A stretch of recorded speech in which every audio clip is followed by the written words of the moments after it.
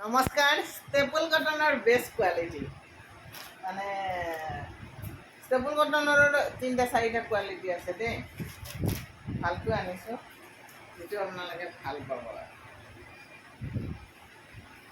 এইখন চাদৰ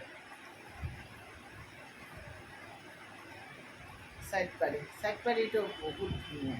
চাইড পাৰিটোৰ মানে ফুলটো কেনে এটা ভাল লাগিছে। আৰু এইখন মেখেলা চিলাই কৰি পিন্ধাৰ পিছত বেলেগ ধুনীয়া লাগিব। এইটো ব্লাউজ পিচ বেঙুনীয়া যিসকলে ভাল পায়। আৰু সেইদিনা আমাৰ ববিতা এযোৰ পিন্ধিছে, বহুত ধুনীয়া লাগিছে। এযোৰে আনিছিলোঁ, তাই সেইদিনাখন পিন্ধি নাছিলেও, বিৰাট ধুনীয়া লাগিছে। গতিকে এই কাপোৰযোৰ যদি লাগে মোৰ লগত যোগাযোগ কৰিব। ধুনীয়া ধুনীয়া ষ্টেপল কটনৰ কাপোৰ আহিছে, ভালদৰে কেইযোৰ আনিছোঁ মই।